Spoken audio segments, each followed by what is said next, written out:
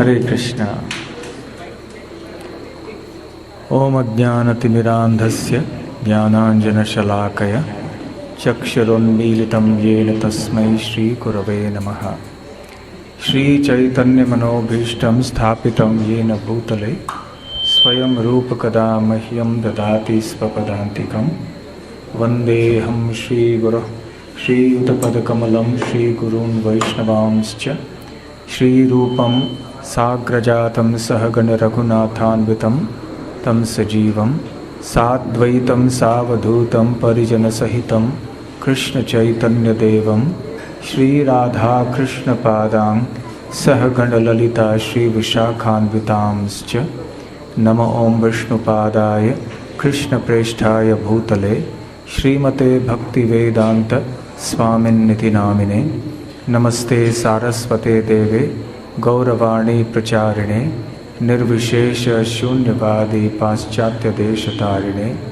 वाञ्छाकल्पतरुभ्यश्च कृपा सिन्धुभ्य एव च पतितानां पावनेभ्यो वैष्णवेभ्यो नमो नमः।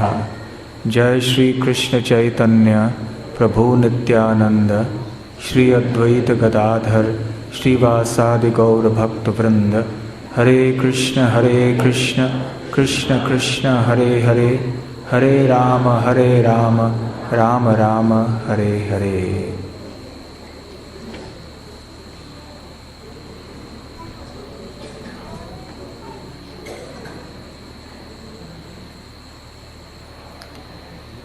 हरे कृष्णा।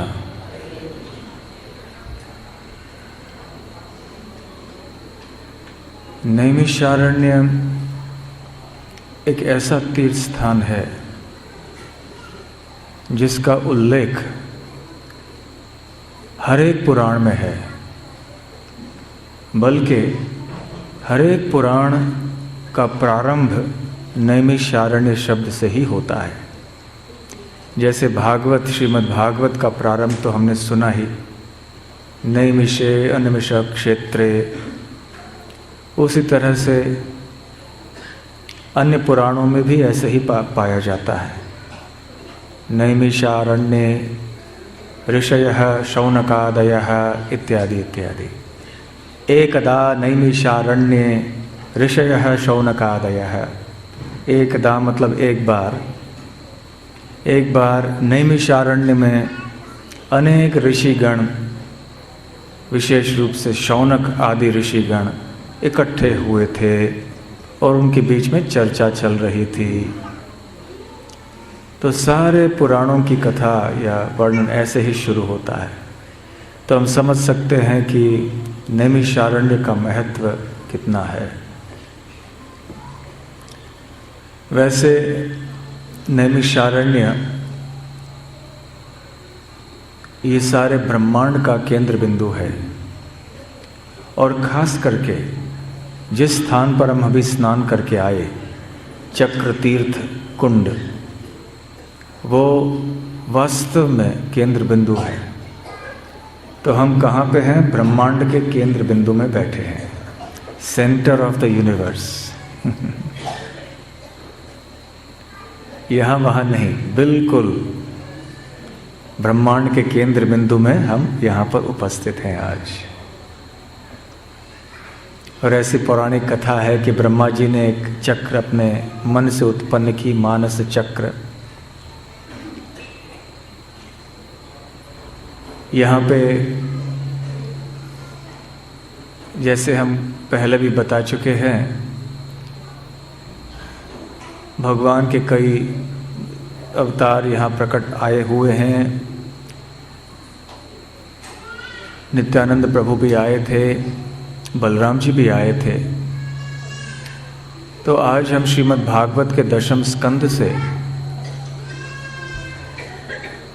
बलराम जी के यहाँ नैमिषारण्य में आने की कथा का वर्णन हम करने का प्रयास करेंगे। जब तीर्थ स्थानों की बात करते हैं, ये लीला स्थली, वो लीला स्थली, उसमें अनेक विवादित विषय होते हैं। कोई ऐसे कहते हैं, कोई वैसे कहते हैं, तो क्यों इन चीज़ों में अधिक जाएं?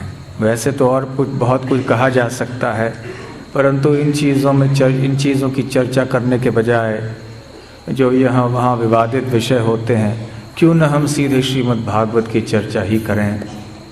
इनमें तो कोई वाद नहीं है। ये तो अमलम पुराणम और अमलम प्रमाणम भी है।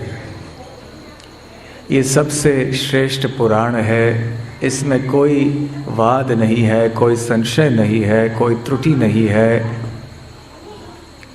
और इस पुराण में जो भी कहा गया है परम सत्य है। ये परमहंसों के लिए पुराण है। परमहंस में या परमहंस जो बनना चाहते हैं उनके लिए ये पुराण है। अब दशम स्कंद में हम ये पढ़ते हैं, श्री कृष्ण ने अनेक असुरों का वध कर दिया और श्री कृष्ण एक बार जब द्वारका में थे, उन्होंने सोचा वैसे जितने भी असुर थे प्राय सभी का वध तो हो गया, परंतु थोड़े ऐसे हैं जो बच गए हैं।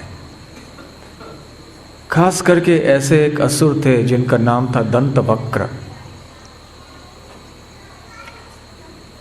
दंतवक्र ये शाल्व के मित्र थे। कृष्ण ने शाल्व की हत्या की थी तो दंतवक्र को बड़ा क्रोध आया था, तो दंतवक्र मथुरा चले आए थे और श्री कृष्ण को खबर मिली कि दंतवक्र उनसे युद्ध करने के लिए मथुरा आए हैं। तो श्री कृष्ण मथुरा चले गए और वहाँ पे दंतवक्र के साथ भीषण युद्ध हुआ। आप तो जानते हैं कि दंतवक्र कौन है। जय और विजय का पतन जब हुआ भौतिक जगत में, तो सर्वप्रथम वो बने हिरण्याक्ष और हिरण्यकश्यप। उसके बाद वो रावण और कुंभकर्ण बने और उसके बाद शिशुपाल और दंतवक्र। तो दंतवक्र के साथ युद्ध की भगवान कृष्ण ने मथुरा में आके, और मथुरा में और भी एक साथी थे दंतवक्र के जिनका नाम था विदुरथ। विदुरथ की हत्या भी कर दी। अब एक बहुत गोपनीय बात है जो हम आपको सुनाना चाहते हैं, जिसका उल्लेख वास्तव में श्रीमद् भागवत में भी नहीं है, और इसके पीछे कारण क्या है संक्षेप में ये भी मैं बताऊंगा आगे चल के। जब श्री कृष्ण द्वारका से मथुरा आए तो वो पहली बार आए जब से उन्होंने मथुरा छोड़ा हुआ था। जैसे कि सर्वविदित है, लगभग 10.5 वर्ष की आयु पर भगवान श्री कृष्ण वृंदावन छोड़ के मथुरा आए थे। फिर लगभग 18 साल अर्थात 28 वर्ष की आयु तक श्री कृष्ण मथुरा में रहे। बीच में आया जाया करते थे, जैसे अवंती नगर गए, सांदीपनि मुनि के आश्रम में जाके उन्होंने शिक्षा प्राप्त की, परंतु 28 वर्ष की आयु में उन्होंने सारे मथुरा वासियों को स्थानांतरित कर दिया और द्वारका में स्थित कर दिया। स्वयं श्री कृष्ण और बलराम भी द्वारका पहुंच गए। अब उस समय उनकी आयु 28 थी और उसके बाद लगभग 90 से अधिक वर्ष भी बीत चुके होंगे। श्री कृष्ण नहीं आए थे वापस मथुरा और वृंदावन। वृंदावन तो नहीं आए, मथुरा भी नहीं आए थे। और वहाँ ब्रजवासियों की दशा अच्छी नहीं थी। श्री कृष्ण के विरह में कैसे उनके दिन और रात बीत रहे थे वही मात्र जानते थे। ब्रजवासियों की पीड़ा ये बहुत एक दर्ददायक विषय है। फिर भी हमें जानना चाहिए कि उनकी जो पीड़ा है वो आध्यात्मिक आनंद का शिखर है। ये समझना उन लोगों के लिए बहुत मुश्किल है जो भक्ति के सूक्ष्म नियमों से, भक्ति के सूक्ष्म प्रक्रियाओं से परिचित नहीं है, जो भक्ति को नहीं समझते हैं, वो ये नहीं जान पाएंगे कि गोपियों का और ब्रजवासियों का दुख कैसे परमानंद हो सकता है। क्योंकि आध्यात्मिक स्तर में चाहे तथाकथित दुख हो या सुख हो, वो सब आनंद ही आनंद होता है। और भौतिक जगत में, भौतिक स्तर में जो तथाकथित सुख है या दुख भी है, वो तो दुख ही है, दुख है ही। तो खैर, श्री कृष्ण हमेशा चाहते थे कि एक न एक दिन मैं वृंदावन मेरे प्रिय ब्रजवासियों को मिलने जाऊं, लेकिन किसी कारणवश नहीं जा पाए और द्वारका के निवासी उनको जाने के लिए अनुमति देते ही नहीं थे। क्यों अनुमति नहीं देते थे? क्योंकि श्री कृष्ण इतने आसक्त थे ब्रजवासियों से कि द्वारका के निवासी जानते थे कि यदि श्री कृष्ण वृंदावन चले गए तो अब द्वारका वापस नहीं आएंगे, और कौन चाहता है कि श्री कृष्ण उनसे दूर चले जाए। तो इसलिए उन्होंने श्री कृष्ण को जाने के लिए अनुमति नहीं दी। एक बार श्री कृष्ण ने बलराम जी को भेजा था, तो बलराम जी तो गए, 2 महीने वृंदावन में रह के चले आए। बलराम जी ने भी वहाँ रासलीला की उनके गोपियों के साथ में, ब्रजवासियों को सांत्वना दी, और ब्रजवासियों का प्रेम देखकर वो भी आश्चर्यचकित हो गए। तो द्वारका में रहते हुए भी श्री कृष्ण रात में नींद में ही कभी कभी गोपियों का नाम लेते, राधा रानी का नाम लेते, कभी ललिता विशाखा का नाम लेते, कभी कभी नंद बाबा माता यशोदा का नाम लेते, कभी अपने सखाओं का नाम लेते, हे सुबल, हे मधुमंगल, हे श्रीदाम इत्यादि। तो राजमहिषियाँ या श्री कृष्ण की रानियाँ द्वारका में, वो भी आश्चर्यचकित हो जाती थी। इतने प्रेम से, इतने ऐश्वर्य सहित कृष्ण की सेवा यहाँ चल रही है, फिर भी श्री कृष्ण वृंदावन को याद करते रहते हैं। हमारी प्रेममयी सेवा से लगता है कि वो संतुष्ट नहीं हो पा रहे हैं, इसलिए बार बार वृंदावन की याद आती है। तो इससे हम समझ सकते हैं कि ब्रजवासियों का प्रेम और वृंदावन का प्रेम किस श्रेणी का है, कितना तीव्र है और कितना गुह्य है और अतुलनीय है। और यही रहस्य है जगन्नाथ भगवान के अद्भुत रूप के पीछे। इसकी चर्चा खैर विस्तार में अब नहीं करेंगे। तो श्री कृष्ण सदैव एक मौका ढूंढ रहे थे कि कब हम वृंदावन एक बार तो कम से कम जाएं, और अनेक वर्षों तक ये मौका उनको नहीं मिला। परंतु अंत में जब दंतवक्र वहाँ पर आए और शाल्व, जिसने हमला किया था द्वारका के ऊपर और शाल्व से युद्ध करने के लिए श्री कृष्ण आए थे, शाल्व का वध कर दिया था, तो फिर दंतवक्र का वध करने के लिए भी श्री कृष्ण को मथुरा आना पड़ा। तो इसमें तो कोई मना नहीं कर सकता था। और जब मथुरा आए तो श्री कृष्ण ने सोचा कि चलो अब वृंदावन चले जाएं। तो फिर उस समय श्री कृष्ण मथुरा में दंतवक्र विदुरथ का वध करके चले गए वृंदावन। अब ये बहुत गोपनीय बात है, जैसे हम बता रहे थे। विस्तार में इस बात का वर्णन पद्म पुराण में पाया जाता है। श्रील जीव गोस्वामी ने भी अपने टीकाओं में, अपने ग्रंथों में इस बात का उल्लेख किया हुआ है। तो ये एक प्रमाणित बात है, अधिकृत बात है। तो वहाँ पर श्री कृष्ण अपने प्रिय ब्रजवासियों के साथ में थोड़े समय के लिए रहे। कहा जाता है 2 महीनों के लिए रहे। तो खैर वहाँ उनका संग पाया, उनको संग दिया, और श्री कृष्ण फिर वहाँ से निकल पड़े। जब निकल पड़े तो सारे ब्रजवासियों को उन्होंने गोलोक वृंदावन भेज दिया। किन को भेज दिया?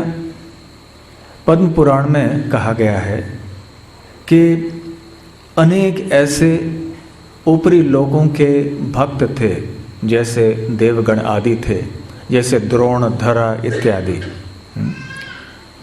अब भगवान श्री कृष्ण के माता पिता जो हैं वो नित्य माता यशोदा और नंद महाराज हैं। भगवान श्री कृष्ण के माता और पिता वृंदावन में और कोई नहीं हो सकता। श्रील प्रभुपाद जी चेतावनी देते हैं कि ऐसे समझना कि हम में से कोई नंद बाबा बन सकते हैं या माता यशोदा बन सकते हैं, ये मायावाद है। मायावाद शास्त्र क्या होता है? जब हम अपने आप को भगवान समझते हैं या ये सोचते हैं कि भगवान निराकार है, निराकार से साकार बने हैं। तो जिस तरह से अपने आप को भगवान समझना ये मायावाद दर्शन है, उसी तरह से जो भगवान के ये नित्य पार्षद हैं गोलोक वृंदावन में निवास करने वाले, जैसे नंद बाबा, माता यशोदा हैं, राधा रानी हैं, ललिता देवी, विशाखा देवी, सुबल, श्रीदाम, मधुमंगल, ये जो भगवान के पार्षद हैं वो अनादिकाल से हैं, सनातन रूपी उनके पार्षद हैं। वो कोई भी राधा रानी नहीं बन सकते हैं, कोई भी सुदामा, श्रीदामा इत्यादि नहीं बन सकते हैं। वहाँ कोई वैकेंसी नहीं है। निर्धारित जो भगवान के निकट के पार्षद हैं वो हैं और कोई वो व्यक्ति नहीं बन सकते। तो यदि हम सोचें कि मैं सुदामा बन जाऊंगा, मैं श्रीदामा बन जाऊंगा, तो ये भी मायावाद दर्शन है। तो श्रील प्रभुपाद जी ने कहा है कि ऐसे नहीं सोचना चाहिए। परंतु जब श्रीमद् भागवत में और अन्य ग्रंथों में भी बताया जाता है कि द्रोण और धर ये वृंदावन में कृष्ण के माता और पिता बने, तो द्रोण और धरा जो हैं वो कैसे बन गए? जब यशोदा माता और नंद बाबा उनके माता पिता हैं, फिर ये धरा और द्रोण कहाँ से आ गए? तो इसलिए बताया जाता है कि आध्यात्मिक जगत में कई अचिंत्य बातें चलती हैं जिनका अनुभव इस संसार में हमें नहीं है, इसलिए हम इन चीज़ों को समझ नहीं पाते हैं, हमारी कल्पना के बाहर हैं। तो होता ऐसे है आध्यात्मिक जगत में, और भगवान के पार्षदों के अवतीर्ण होने के बाद भी ऐसी घटनाएं होती हैं कि किसी भगवान के एक पार्षद के भाव का अनुभव लेने के लिए, उसी रस का आस्वादन करने के लिए एक कोई जीव उनमें निवास करते हैं, उनमें प्रवेश करते हैं और उनमें प्रवेश करके चाहे नंद बाबा हो, माता यशोदा हो, उनके भाव का स्वाद लेते हैं। ये एक बहुत अधिकृत बात है। तो द्रोण और धरा ये भी नंद बाबा और माता यशोदा में प्रवेश कर गए, और स्वर्गलोक के अन्य भी कोई ऐसे भक्त थे जो हो सकता है पार्षद बने या भगवान के नित्य सिद्ध जो नित्य पार्षद हैं उनमें प्रवेश कर गए, उनके रस का स्वाद लेने के लिए। और अब जब श्री कृष्ण दंतवक्र का वध करके पहुँचे वृंदावन और उनके साथ में लीलाएं भगवान ने की इतने वर्षों के बाद, फिर भगवान ने विशेष रूप से ये जो स्वर्गलोक से आए हुए उनके भक्त थे, जो या तो उनके नित्य पार्षदों में प्रविष्ट हो चुके थे या अलग से थे, उनको भगवान ने गोलोक वृंदावन भेज दिया। और फिर उनके जो नित्य सिद्ध या नित्य पार्षद भक्त हैं वो वही रहे, अप्रकट रूप में। भगवान श्री कृष्ण भी अप्रकट रूप में वृंदावन में रहे और भगवान की अप्रकट लीलाएं चलती रहीं और आज भी चल रही हैं। तो भगवान श्री कृष्ण की वृंदावन की लीलाएं प्रकट भी होती हैं और अप्रकट भी कहलाती हैं। प्रकट लीला वो है जो हम अपने इन आँखों से देख सकते हैं, उसे प्रकट लीला कहते हैं। तो श्री कृष्ण ने अपनी प्रकट लीला 10.5 वर्षों तक की, सभी लोग देख सकते थे, और फिर अंत में 2 महीने वहाँ और कर लिए। परंतु इसके पहले और इसके बाद में ऐसा नहीं है कि भगवान श्री कृष्ण वृंदावन में नहीं थे। वृंदावनम परित्यज्य पदम एकम न गच्छति, तो वृंदावन को त्याग के एक कदम भी बाहर श्री कृष्ण नहीं जाते हैं। तो इसका अर्थ ये है कि भगवान अपने अप्रकट रूप में अपने पार्षदों के साथ में निवास करते हैं वृंदावन में, और उनकी लीलाएं नित्य रूप से चलती रहती हैं। तो दूसरे रूप में, अपने अप्रकट रूप में श्री कृष्ण अपने पार्षदों के साथ में वहाँ रहे, उनके पार्षद भी अप्रकट रूप में रहे। और फिर श्री कृष्ण अपनी द्वारका लीला आगे बढ़ाने के लिए फिर से वृंदावन छोड़ के निकल गए, और ब्रजवासियों को पता नहीं चला, अचानक श्री कृष्ण अदृश्य हो गए। तो खैर ये एक बहुत महत्वपूर्ण बात है। ऐसे बताया जाता है कि जिस तरह से श्री रामचंद्र ने अयोध्या में 11,000 वर्षों तक राज्य करने के बाद सारे अयोध्या जितने भी अयोध्या वासी थे उन सबको अयोध्या जो भगवान के धाम में है, परव्योम अयोध्या, उनमें भेज दिया। जैसे थे वैसे भेज दिया, उन्हीं शरीरों में भेज दिया। क्योंकि उनके शरीर भी आध्यात्मिक थे। ध्रुव महाराज के साथ भी ऐसे हुआ। तो गोलोक वृंदावन के निवासियों को भी उन्होंने वैसे गोलोक वृंदावन भेज दिया, परव्योम गोलोक वृंदावन में। अब बलराम जी देख रहे थे कि कुरुक्षेत्र के युद्ध की तैयारियां चल रही हैं, और श्री कृष्ण तो बड़े उत्साह से शामिल हो रहे थे बातचीतों में, चर्चाएं हो रही थीं, बहुत कुछ चल रहा था। और जब निर्णय ये हुआ कि युद्ध होना है कुरुक्षेत्र में, तो बलराम जी बड़े दुविधा में पड़ गए। उनके लिए दुर्योधन और भीम और युधिष्ठिर ये सब एक जैसे प्रिय थे। उन्होंने सोचा कि यदि मैं यहाँ रहा तो मुझे किसी का पक्ष लेना होगा, और मैं ऐसे नहीं करना चाहता। श्री कृष्ण ने तो पांडवों का पक्ष ले ही लिया, बल्कि उनकी योजना थी, और अर्जुन ने चुन ली, दुर्योधन ने चुन लिया श्री कृष्ण की सेना, और इस तरह श्री कृष्ण अर्जुन के सारथी बने। परंतु बलराम जी ने सोचा मैं कैसे किसी का पक्ष ले सकता हूँ, और वैसे देखा जाए तो उनके प्रिय गदा युद्ध के शिष्य दुर्योधन थे, और दुर्योधन का साथ दे भी नहीं सकते थे और साथ छोड़ भी नहीं सकते थे। इसलिए उन्होंने सोचा कि मैं अब इस युद्ध में शामिल नहीं होऊंगा, मैं तीर्थ यात्रा में निकल पड़ूंगा। तो महाभारत में ऐसे दो महान व्यक्ति हैं जो कुरुक्षेत्र के युद्ध में शामिल नहीं हो पाए, दोनों तीर्थ यात्रा में थे। एक हैं विदुर जी और दूसरे हैं बलराम जी। तो बलराम जी निकल पड़े। तो श्रीमद् भागवत में यह वर्णन आता है दशम स्कंद में, जब श्री कृष्ण वृंदावन जाते हैं दोबारा दंतवक्र विदुरथ का वध करने के बाद, फिर यहाँ शुकदेव गोस्वामी वर्णन करते हैं कि बलराम जी ने सुना कि अब युद्ध कौरवों और पांडवों के बीच में प्रारंभ होने जा रहा है, तो तीर्थ यात्रा में के बहाने वो वहाँ से निकल पड़े। उन्होंने सोचा मुझे ये निर्णय नहीं लेना है, इनके पक्ष में जाना है या उनके पक्ष में जाना है, और वहाँ से निकल पड़े। और बलराम जी सोच रहे थे कि अब और थोड़े असुर बचे हैं, ये आंतरिक कारण था। श्री कृष्ण ने तो अपने अस्त्र शस्त्र आदि नीचे रख दिए थे, लेकिन बलराम जी ने अपने हलायुध, हल, उनके दो गदा और हल बलराम जी के दो अस्त्र होते हैं। उन्होंने सोचा कि अभी असुरों थोड़े बहुत बचे हैं, मेरा काम पूर्ण हुआ नहीं है अभी तक। तो बलराम जी तीर्थ यात्रा पर निकल पड़े। प्रभास क्षेत्र में जाके वहाँ स्नान कर लिया।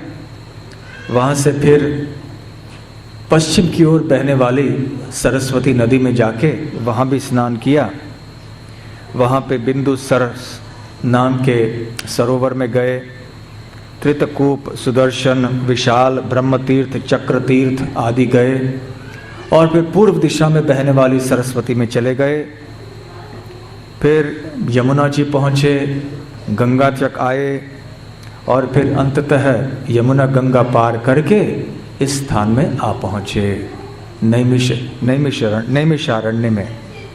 जगाम नैमिषम यत्र ऋषयः सत्रमासते। तो जब बलराम जी नैमिष क्षेत्र में पहुँचे तो उस समय यहाँ पर अनेक ऋषिगण एक सत्र या यज्ञ संपन्न कर रहे थे। तो जैसे ही बलराम जी उस स्थान में पहुँचे जहाँ यज्ञ हो रहा था तो सारे ऋषियों ने पहचान लिया, अरे बलराम जी पधारे हैं। तुरंत सभी लोग उठे और उठकर बलराम जी का उन्होंने स्वागत किया, प्रणाम किया उनको और खड़े होकर प्रणाम करने के बाद उनकी उपासना भी की। और बलराम जी के साथ भी और कई थे, उनका भी स्वागत अच्छी तरह से ऋषियों ने किया। एक आसन प्रदान किया बलराम जी को, सम्मान का आसन प्रदान किया। और फिर बलराम जी ने देखा कि एक व्यक्ति हैं जो मेरा स्वागत करने के लिए, मेरा सम्मान करने के लिए अपनी जगह से उठे नहीं, और वो हैं प्रवक्ता रोमहर्षण सूत। ये पुराणों के विषय में एक विशेषज्ञ थे, सारे पुराणों की कथाएं वो जानते थे, सीखा था उन्होंने रोमहर्षण सूत ने। तो ऐसे एक प्रथा होती है कि जब कोई व्यास गद्दी पर बैठता है तो क्योंकि वो व्यास का प्रतिनिधित्व करता है, इसलिए अन्य लोग जब आते हैं तो उनको खड़े होने की आवश्यकता नहीं होती है, क्योंकि वो व्यास देव जी की ओर से बोल रहे होते हैं। फिर भी कभी कभी कोई ऐसे प्रसंग आते हैं या ऐसे कोई घटनाएं होती हैं जब कोई बहुत ही वरिष्ठ व्यक्ति आते हैं, तो उस समय व्यास गद्दी पर बैठने वाले व्यक्ति के लिए भी उचित है कि वो उठे व्यास गद्दी से और उठकर जो भी सम्माननीय अतिथि आए हैं उनका स्वागत करें। और कम से कम उठे नहीं अपने व्यासासन से तो कम से कम शब्दों से उनका स्वागत करें, अपने शब्दों से अपना सम्मान आदि, अपना नमस्कार उनके चरणों में अर्पण करें हाथ जोड़ के। परंतु रोमहर्षण सूत ने ऐसा कुछ नहीं किया, वो वहीं के वहीं बैठे रहे, उठे नहीं और सम्मान भी व्यक्त नहीं किया बलराम जी के प्रति। तो बलराम जी को बड़ा क्रोध आया रोमहर्षण सूत को देखकर, और उन्होंने सोचा कि ये तो एक सूत है और सूत होने के बाद भी ये उठा नहीं मेरा स्वागत करने के लिए, नहीं उसने मुझे प्रणाम किया, यहाँ तक कि अंजलि मुद्रा में भी हाथ नहीं रखे, कृतांजलि होके भी नमस्कार भी नहीं किया मुझे, जैसे बैठे था वैसे ही बैठा रहा। और इतना ही नहीं, यहाँ इस सभा में इतने विद्वान ब्राह्मण बैठे हुए हैं, ये नीचे बैठे हैं और ये अपने आप को ऊंचा समझ के इस ऊंचे व्यासासन पे बैठा हुआ है। तो बलराम जी को क्रोध आया। अब ये सूत जो है ये क्या होता है? आप वैदिक पद्धति में वर्णाश्रम जो पद्धति है वो तो जानते हैं, वैसे आश्रम होते हैं और वर्ण होते हैं। तो विवाह जब होती है तो एक ही वर्ण में हुआ करती थी प्राचीन वैदिक पद्धति के अनुसार। जैसे जो ब्राह्मण हैं वो ब्राह्मणों के बीच में हुआ करता था, या क्षत्रियों के बीच में, वैश्यों के बीच में, शूद्रों के बीच में इत्यादि। तो ये सही विवाह माना जाता था। उस समय की सभ्यता के अनुसार, शास्त्रों के अनुसार। परंतु ऐसे भी कई विवाह हुआ करते थे जिनको भी अनुलोम विवाह माना जाता था, अर्थात ये भी अनुकूल हैं, ये भी ठीक हैं। यदि पुरुष एक वर्ण का हो और पत्नी या उसकी स्त्री निम्न वर्ण की हो तो ये भी अनुलोम विवाह माना जाता था। ये मिश्रित वर्णों का विवाह था, परंतु अनुलोम विवाह माना जाता था और इसके लिए अनुमति थी। परंतु प्रतिलोम विवाह जब होता था, जब पुरुष का कोई वर्ण है और जिसके साथ उसका विवाह हो रहा है उस स्त्री का वर्ण उससे ऊंचा है, जैसे मान लीजिए कोई वैश्य है, उसने किसी ब्राह्मण स्त्री से विवाह कर लिया, तो ये एक प्रतिलोम विवाह कहलाता था और ये वर्जित था। वैसे देखा जाए तो ऐसे मिश्रित प्रतिलोम विवाह को ठीक ऐसे अच्छा नहीं माना जाता था। तो जब कोई क्षत्रिय पुरुष किसी ब्राह्मण स्त्री से विवाह करता तो उनको सूत कहते थे। तो ऐसे सूत जो होते थे वो पौराणिक कथाएं आदि में काफ़ी प्रवीण हुआ करते थे और ऐसे उनकी निपुणता के कारण उनको एक ऊंचा स्थान कभी कभी दिया जाता था। अब यहाँ नैमिषारण्य में जो ब्राह्मण थे, ऋषि मुनिगण थे, उन्होंने ही रोमहर्षण सूत को नियुक्त किया था पौराणिक कथाओं की व्याख्या करने के लिए। तो इसमें वैसे देखा जाए तो रोमहर्षण सूत का दोष नहीं था। जैसे ब्राह्मणों ने, ऋषियों ने, मुनियों ने आदेश दिया था, निवेदन किया था, वैसे ही तो वो कर रहे थे। तो बलराम जी को जब गुस्सा आया तो उन्होंने सोचा कि अब क्या किया जा सकता है। मन ही मन भगवान बलराम जी सोच रहे थे और उन्होंने कह के भी दिखाया। क्या कहा उन्होंने? वैसे तो ये व्यक्ति बड़ा मूर्ख है, एक मिश्र प्रतिलोम विवाह से जन्म लेने वाला ये सूत है और वो अपने आप को इन ब्राह्मणों से श्रेष्ठ समझता है और ब्राह्मणों की बात तो दूर है और मैं जो कि धर्म की रक्षा करने वाला हूँ, मुझसे भी श्रेष्ठ अपने आप को मानता है। इसलिए मृत्यु हुई, इसके लिए एक ही उपाय है, वधम अर्हति दुर्मति ही। तो ऐसे दुर्मति जिसकी मति भ्रष्ट हो चुकी है, बुद्धि भ्रष्ट हो चुकी है, ऐसे व्यक्ति के लिए वधम अर्हति, इसके लिए मृत्यु ही उचित फल है। हालांकि व्यासदेव जी के ये शिष्य हैं और व्यासदेव जी से निजी उन्होंने अनेक ग्रंथों को सीखा है, पुराणों को जानते हैं, इसमें काफ़ी निपुण हैं। यहाँ तक कि जिसमें धर्मशास्त्र हैं, इतिहास हैं, पुराण हैं, इन सब का अध्ययन ये कर चुके हैं, फिर भी इनके अंदर जो सद्गुण होने चाहिए वो प्रकट नहीं हुए हैं।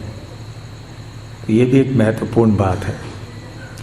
जो बात बलराम जी कह रहे हैं कि केवल शास्त्रों को पढ़ने से और शास्त्रों की व्याख्या करने से व्यक्ति आध्यात्मिक जीवन में आगे नहीं बढ़ता, या किसी को परमहंस केवल उसके वाक पटुता के आधार पर नहीं करना चाहिए। ऐसे कई लोग होते हैं जिनको वाक सिद्धि होती है, वाक पटुता होती है, जब गद्दी पर बैठते हैं तो ऐसे बात करते हैं कि सभी लोग प्रभावित हो जाते हैं। ठीक है, किसी की वाक पटुता है तो भगवान की सेवा में यदि इसका प्रयोग किया जाता है तो अच्छी बात है। यदि उनके कथाओं से लोग भगवान के शरण में आने के लिए प्रेरित होते हैं, उनका हृदय यदि शुद्ध हो रहा है, जो श्रोतागण हैं जो उनका प्रवचन सुनते हैं, उनकी कथाएं सुनते हैं, उनका हृदय में आकर्षण बढ़ता है श्री कृष्ण के चरण कमलों के प्रति, तो फिर ऐसी वाक्पटुता अच्छी बात है।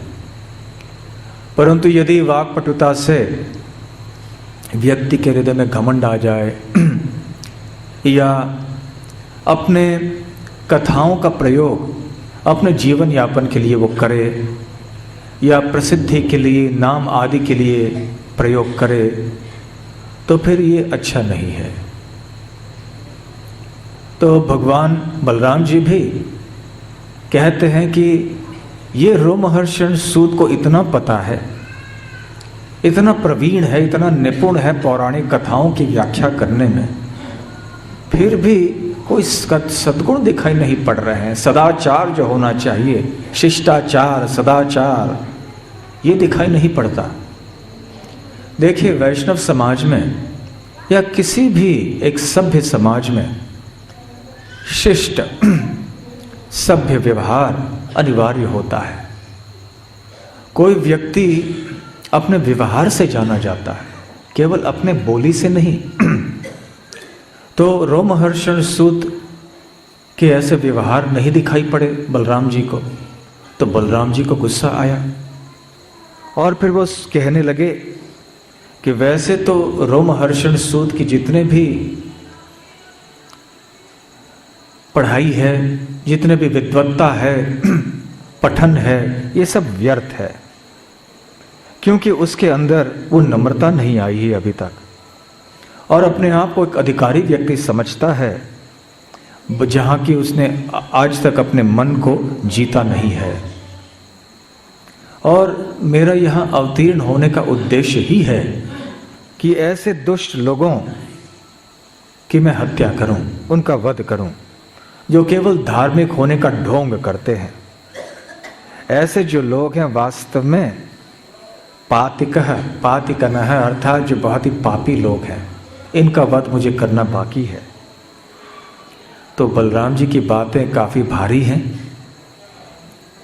और रोमहर्षण सूत का जो अपराध था उसको भूलने के लिए ऐसे लगा कि बलराम जी तैयार नहीं थे, तो भूले नहीं, बल्कि बलराम जी बोले जा रहे थे। इतना क्रोध आया था बलराम जी को कि बस वो बंद ही नहीं हो रहे थे। और शुकदेव गोस्वामी आगे कहते हैं कि हालांकि बलराम जी ने अभी असुरों का वध करना बंद कर दिया था, फिर भी रोमहर्षण की मृत्यु अब निश्चित थी। तो ऐसे बात करने के पश्चात बलराम जी ने पास से एक कुश घास के तिनकों को उठाया और उसके उस कुश घास के तिनके के अग्रभाग का स्पर्श रोमहर्षण सूत के शरीर से किया। अब देखिए, बलराम जी तो परम सत्य हैं, स्वयं श्री कृष्ण ही हैं बलराम जी, तो अचिंत्य शक्ति उनमें है। वैसे किसी की हत्या भी करना चाहते हैं तो उनके लिए अस्त्र या शस्त्र की क्या आवश्यकता है? कोई आवश्यकता नहीं है।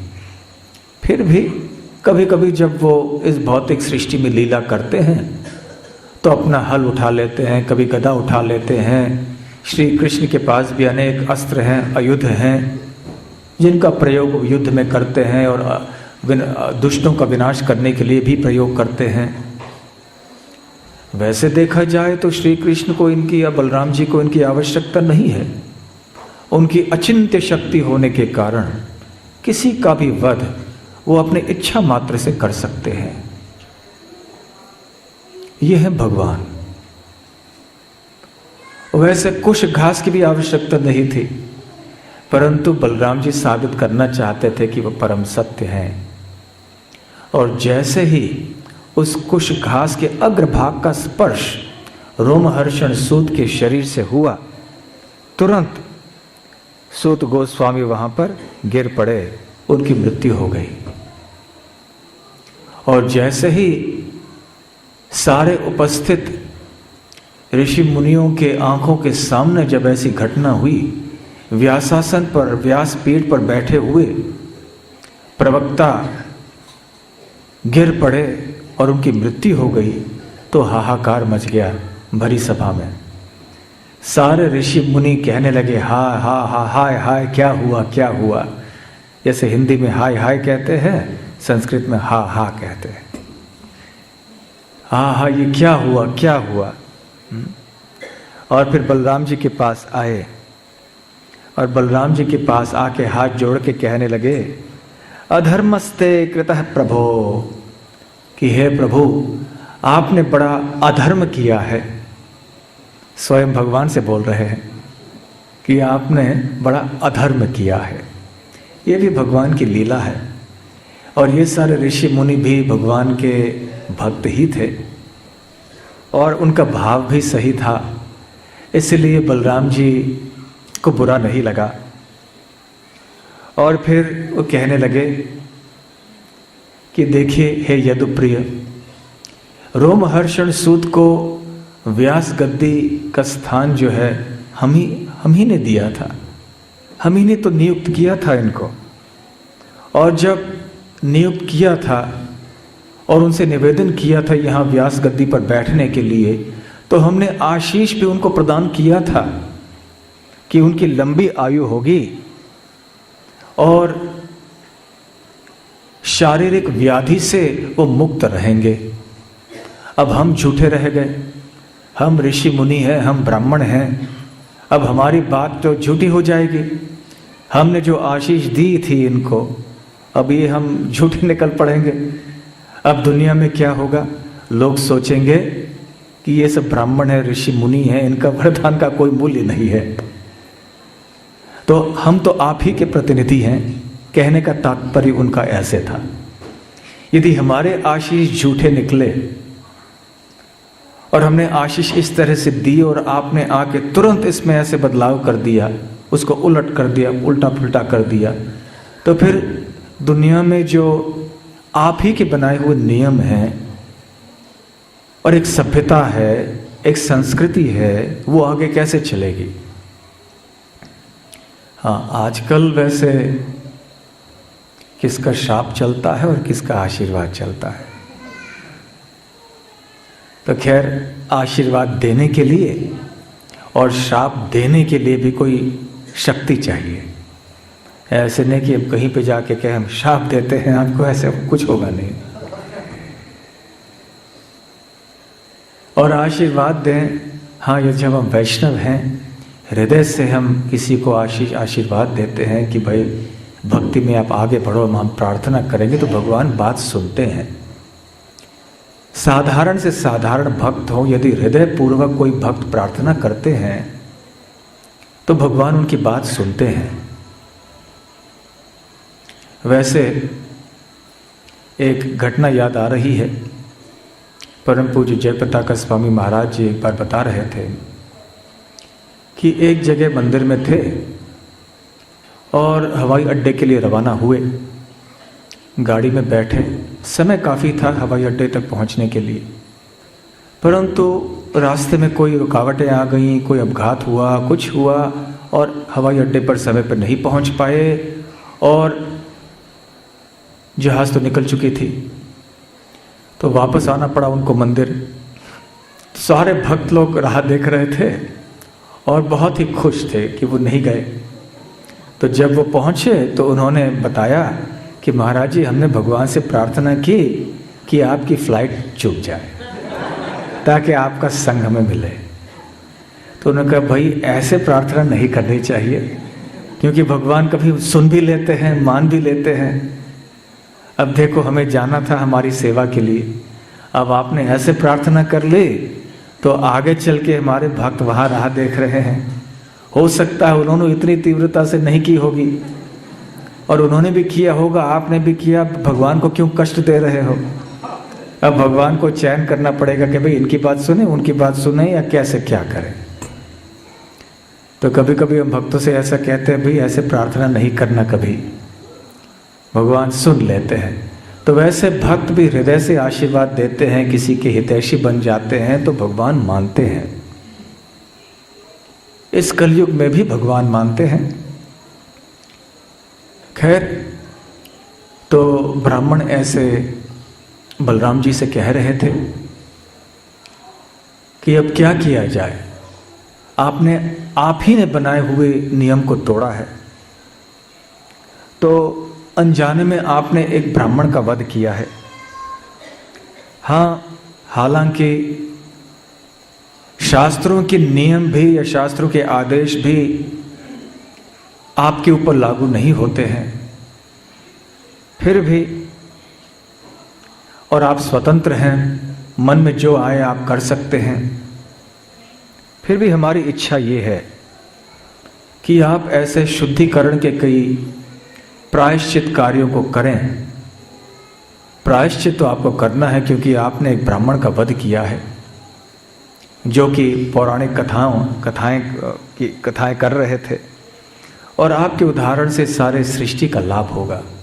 जो उदाहरण आप सामने रखेंगे इससे सबका लाभ होगा। तो बलराम जी का गुस्सा ठंडा हो चुका था, तो उन्होंने हाथ जोड़कर सारे ब्राह्मणों से कहा, अवश्य मैं प्रायश्चित करूंगा, क्योंकि मैं समस्त दुनिया के निवासियों के ऊपर अनुकंपा की भावना रखता हूं और मेरी कृपा सबके ऊपर बरसाना चाहता हूं। इसलिए कृपया ये बताइए कि मुझे अब क्या करना होगा। हे ऋषिगण, केवल आप मुझे आदेश दीजिए और मेरे योग शक्ति के द्वारा मैं इस रोमहर्षण सूत को पुनः जीवित कर सकता हूं। बताइए, आप बस हाँ कह दीजिए और मैं ऐसे कर दूंगा। और जो भी आपने वरदान दिए थे कि उसकी आयु लंबी होगी और उसे कोई शारीरिक व्याधि या कष्ट नहीं होगा, उसकी इंद्रियां जो हैं वो अंत तक प्रबल रहेंगी, ये सारे वरदानों को मैं ठीक ठाक रख सकता हूँ। तो उस समय ऋषियों ने कहा कि वैसे ये उचित नहीं होगा, आपने किए हुए कर्म को फिर से उसको उल्टाना पलटाना ये हमारे लिए ठीक नहीं होगा। आप हमारे आराध्य देव हैं और आप स्वतंत्र हैं, स्वराट हैं। आपकी इच्छा से, जिसको हम समझ नहीं सकते, आपने रोमहर्षण सूत की हत्या कर दी। इसके पीछे आपका क्या इरादा था, क्या योजना थी, हम नहीं जानते। यदि हम आपसे कहेंगे कि आप उनको पुनः जीवित करिए तो ये हमारी ओर से ठीक नहीं होगा। इसका मतलब है कि हम आपका विरोध कर रहे हैं और दूसरी ओर से हमारे वरदान को भी आपको बनाए रखना है। तो ऐसे कोई उपाय ढूंढिए जिसके द्वारा आपकी शक्ति और आपके कर कमलों में जो कुछ घास का तिनका था उसकी शक्ति बनी रहे और हमने जो वरदान दिए थे वो भी बने रहे, दोनों साथ साथ बने रहें। अब साधारण व्यक्ति के लिए इन दोनों चीज़ों का समन्वय करना तो असंभव है, कैसे हो सकता है। तो बलराम जी तो भगवान हैं, कुछ भी कर सकते हैं। तो फिर बलराम जी ने कहा कि वेदों में ऐसे बताया गया है कि एक व्यक्ति अपने पुत्र के रूप में पुनः जन्म लेता है। इस तरह से रोमहर्षण सूत का जो पुत्र है उग्रश्रवा, वो उनके पीछे पौराणिक कथाओं को करने में बड़े प्रवीण हो जाएं, जैसे कि उनके पिता थे रोमहर्षण सूत। और रोमहर्षण सूत को जो आपने आशीष प्रदान किए थे वो सारे आशीष उनके पुत्र उग्रश्रवा को प्राप्त हो जाएं। तो इस तरह से रोमहर्षण सूत अपने पुत्र के रूप में जीवित तो है ही, इसलिए आपने दिए हुए वरदान बने रहेंगे और मैंने जो रोमहर्षण सूत की हत्या कर दी तो मेरा बल भी बना रहेगा। तो इस तरह से बलराम जी ने इन दोनों चीज़ों का समन्वय किया और फिर वो कहने लगे, अब बताइए कि हे मुनिवर, मुझे अब क्या करना चाहिए, किस तरह का प्रायश्चित करना चाहिए और आपका आदेश क्या है, और मैं अवश्य ऐसे करूँगा। तो उस समय सारे ऋषियों ने देखा और बलराम जी से कहा कि यहाँ एक असुर है जिसका नाम है बलवल, और ये बलवल पलवल नहीं, वृंदावन के पास में पलवल नहीं, ये बलवल है। तो ये बलवल नाम का एक असुर है जो बहुत हैरान करता है हमें।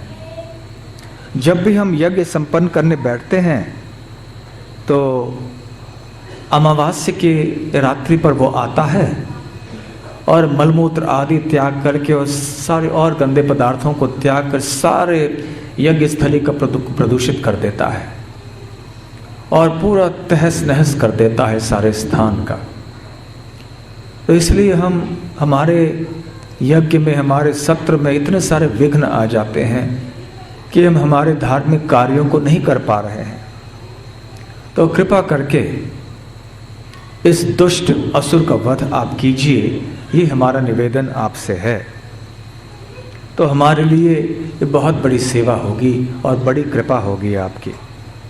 और उसके बाद फिर आप पूरे 12 महीनों तक आप तीर्थ स्थानों में, भारतवर्ष में जितने महत्वपूर्ण तीर्थ स्थान हैं उसमें, उनमें आप भ्रमण कीजिए और गंभीरतापूर्वक ध्यान करके तपस्या और तीर्थ स्थानों में स्नान आदि आप कीजिए। इस तरह से आप पूरी तरह से शुद्ध हो जाएंगे। भगवान से कह रहे हैं कि आप शुद्ध हो जाएंगे, क्योंकि बलराम जी भी अब मनुष्य समाज में प्रकट हुए हैं।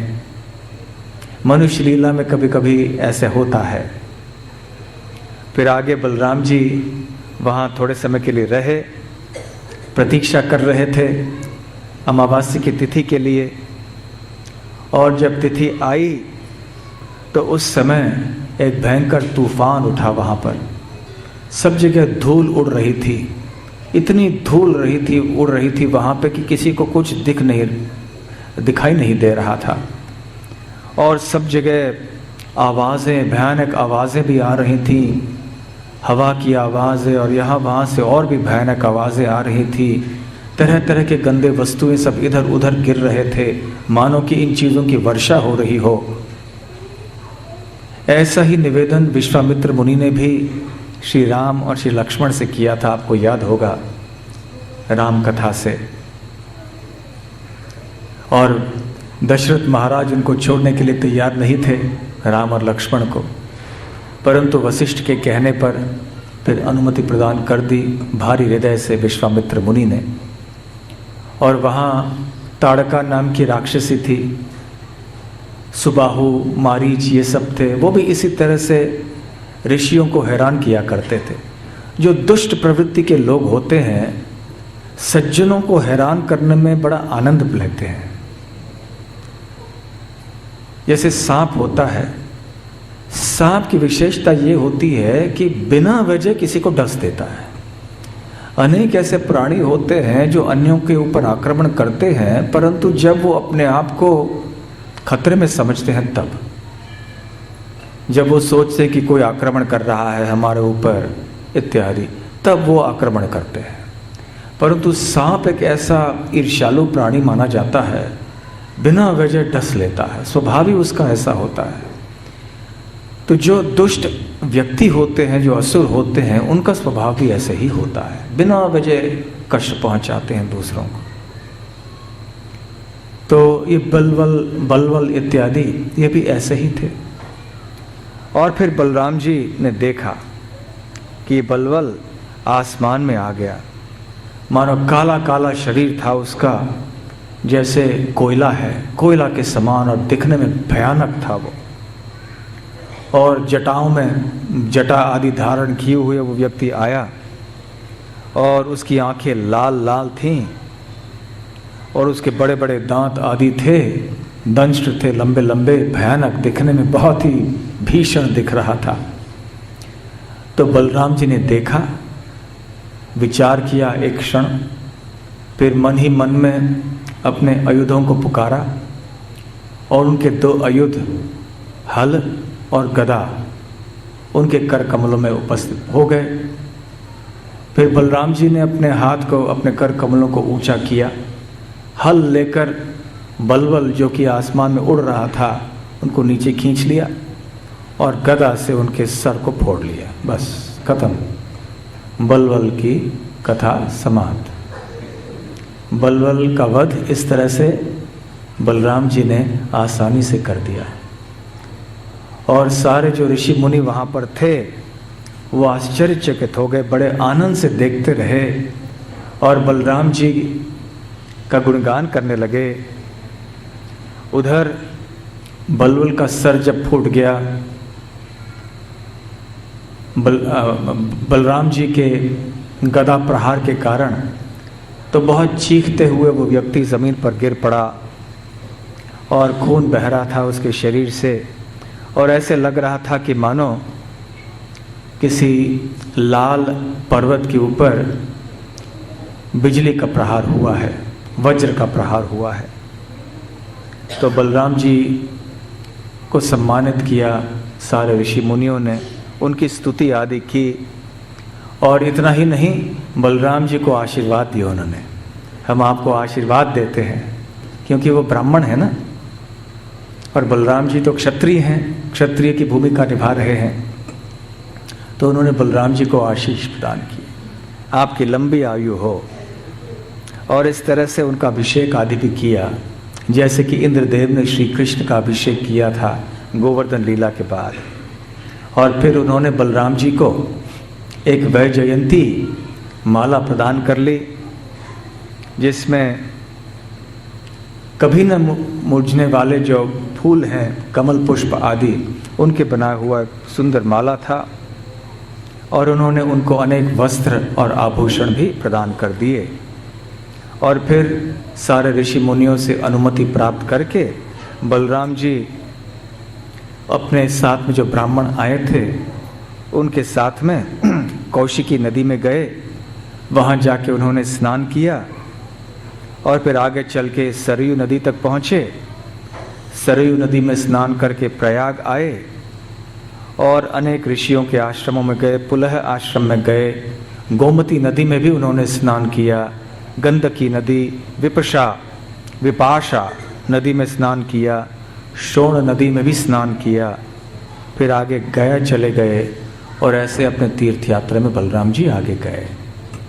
तो ये है कथा बलराम जी की नैमिषारण्य में। तो यहाँ पे रोमहर्षण सूत की हत्या करने के बाद उनके पुत्र उग्रश्रवा, अर्थात जिनको हम सूत गोस्वामी के नाम से जानते हैं, फिर वो उस गद्दी पर बैठे। और जब शुकदेव गोस्वामी ने राजा परीक्षित को भागवत की कथा सुनाई थी, उस समय उग्रश्रवा सूत अर्थात सूत गोस्वामी वहाँ उपस्थित थे। उन्होंने शुकदेव गोस्वामी से भागवत सुना, और जब वो यहाँ आए तो इन्हीं ऋषियों ने एकदा नैमिषारण्ये ऋषयः शौनकादयः, वही बात। तो सूत गोस्वामी जब आए तो शौनकादि ऋषि यहाँ अपने सत्र जारी रख रहे थे। तो सूत गोस्वामी को व्यासपीठ पर बिठाया और कहा कि आपसे हम श्रीमद् भागवत सुनना चाहते हैं। उन्होंने 6 प्रश्न किए और सूत गोस्वामी जी ने उत्तर दिए। दोबारा अनेक प्रश्न उन्होंने किए, उनका उत्तर भी उन्होंने दिया, और ऐसे सारे श्रीमद् भागवत का पहला स्कंध समाप्त हुआ। और राजा परीक्षित तो आते हैं केवल पहले स्कंद के अंत में, शुकदेव गोस्वामी और राजा परीक्षित, परंतु दोनों शुकदेव महाराज और परीक्षित महाराज के बीच में जो संवाद है वो दूसरे स्कंद से ही शुरू होता है।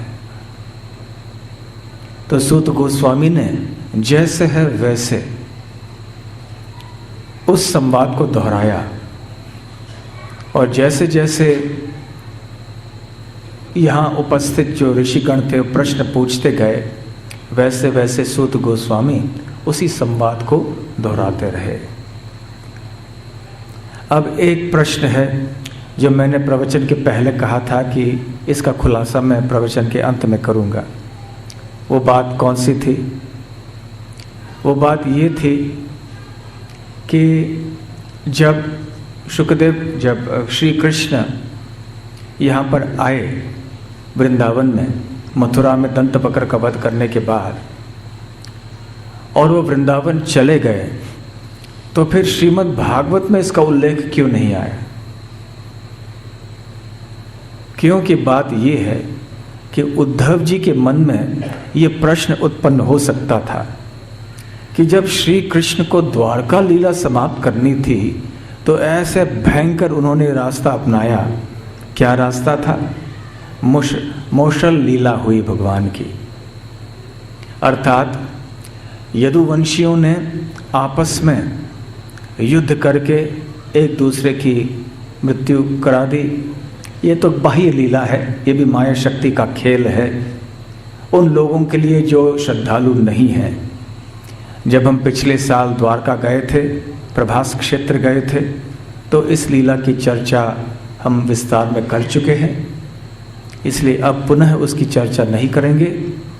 इतना कहना पर्याप्त है इस समय कि उद्धव जी के मन में यह प्रश्न उत्पन्न हो सकता था कि ऐसे भयानक तरीके से यदुवंशियों का अंत उन्होंने कराया और फिर उनको स्वधाम भेज दिया, परंतु यहाँ वृंदावन में कैसे भेज दिया? उनको बड़े आराम से भेज दिया।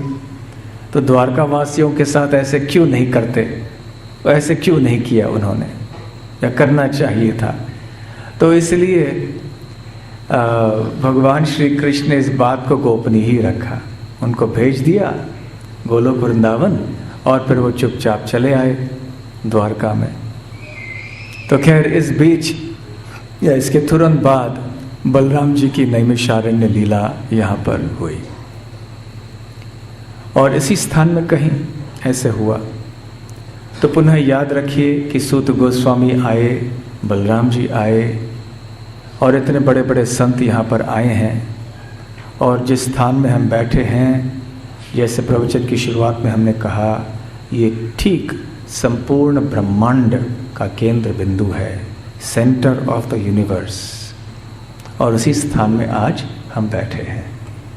यहाँ के पवित्र ध्वनि है, भागवत यहाँ गूंज रहा है। सूत गोस्वामी ने भागवत की कथा यहाँ की और वो ध्वनि आज भी गूंज रही है। और उसके बाद भी कितने सारे भक्त यहाँ आते रहते हैं, भागवत का श्रवण पठन आदि सब करते हैं। तो हमें भी इस भाव को अपने हृदय में ले जाना चाहिए। श्रीमद् भागवत ये भगवान का साहित्य अवतार रूप में अवतार है, भगवान श्री कृष्ण से अभिन्न है। तो हमें यहाँ इस स्थान में श्रीमद् भागवत से कृपा याचना करनी चाहिए, प्रार्थना करनी चाहिए कि हमारे ऊपर ऐसी कृपा करें कि आपकी कथाओं के प्रति हमारे हृदय में रुचि और आकर्षण उत्पन्न हो जाए, तब हमारा जीवन धन्य हो जाएगा, सफल हो जाएगा। और अब हमारे भक्तों के थोड़े बच्चे हैं, वो हमारे सामने कुछ छोटा सा नाटक प्रस्तुत करेंगे। और इसके पहले थोड़ी सूचनाएं हैं कल के कार्यक्रम के लिए। हम सोच रहे थे कि यदि यहाँ से जल्दी हम निकल पाएँ तो हो सकता है वाराणसी में थोड़ा दर्शन भी कर लेते, परंतु क्योंकि भक्तों की संख्या अधिक है, 300 है, तो ये करना बहुत मुश्किल हो जाता। सारी व्यवस्थाएं करना इतने कम समय में संभव नहीं था। इसलिए कल सारा दिन हम यहाँ रहेंगे और परसों सुबह सुबह यहाँ से अयोध्या के लिए रवाना होंगे। तब अब सूचनाएं होंगी और सूचनाओं के बाद छोटा सा नाटक बच्चे प्रस्तुत करेंगे। ग्रंथराज श्रीमद् भागवतम की जय, श्री नैमिषारण्य धाम की जय, गौड़ प्रेमानंदे हरि हरि।